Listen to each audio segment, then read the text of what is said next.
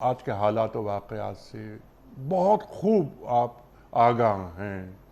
آپ یہ بتائیے کہ امت کی سطح پر ہم سے کیا کچھ غلطیاں ہو رہی ہیں؟ اگر ہو رہی ہیں تو وہ کون سی غلطیاں ہو رہی ہیں اور سلوشن اس کا کیا ہے؟ ارشاد۔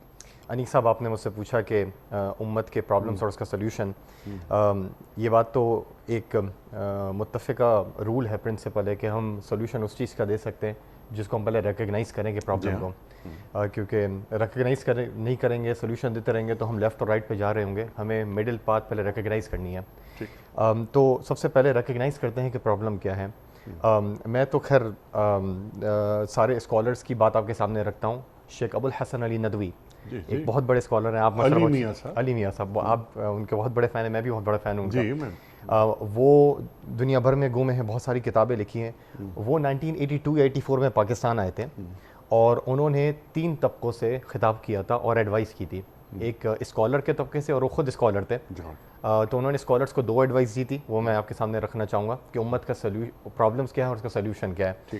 ایک انہوں نے ماسس عوام الناس کو نصیحت کی تھی، وہ میں آپ کے سامنے رکھتا ہوں، اور ایک انہوں نے طالب العلم جو یونیورسٹیز کالجز میں پڑھا، کراچی یونیورسٹی میں ان کا خطاب ہوا تھا، تو میں آپ کے سامنے 3 طبقے کی ان کی نصیحت رکھتا ہوں۔ سبحان اللہ۔ پہلے انہوں نے 82 کے اندر علماء سے کہا تھا، پاکستانی علماء سے، شیخ ابو الحسن ندوی نے، کہ ہسٹری کا طالب علم ہونے کی حیثیت سے میں نے یہ چیز دیکھی ہے ہسٹری کی کتابوں میں کہ جب بھی مسلم سویلائزیشن نیچے کی طرف جاری ہوتی ہے، اس میں علماء کے اندر یہ 2 چیزیں نظر آتی ہیں جس پہ اگر علماء کام کریں گے تو بچ سکے گی، ورنہ سویلائزیشن نیچے جائے گی۔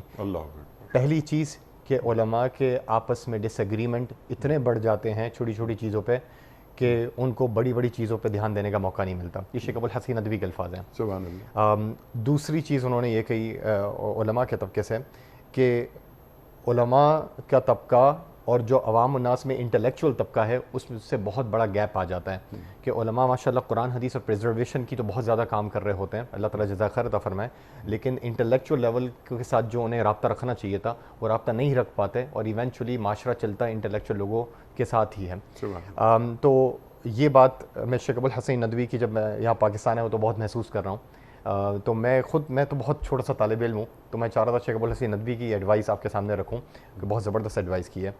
دوسری، انہوں نے جب عوام الناس کو دیکھا تو عوام الناس کے اعتبار سے یہ کہا کہ مادہ پرستی بے انتہا آ گئی ہے، بے انتہا، اور کہہ رہے ہیں کسی بھی قوم میں جب اتنی مادہ پرستی آ جائے کہ آپ اپنے رشتہ داروں کو، اپنے فرینڈس کو، کسی کو نہ دیکھیں، ہر چیز میں ڈنڈی مارنی ہے، ہر چیز میں رشوت لینی ہے، ہر چیز میں آپ کا بس پہلا گول یہ ہے کہ میں زیادہ سے زیادہ پیسے کما لیں، کسی چاہے حلال طریقہ ہو یا حرام طریقہ ہو، اس کا آپ کو پرواہ نہیں ہے۔ تو یہ عوام الناس کے اندر جب عادت آ جاتی ہے تو وہ قوم پستی کی طرف جاتی ہے۔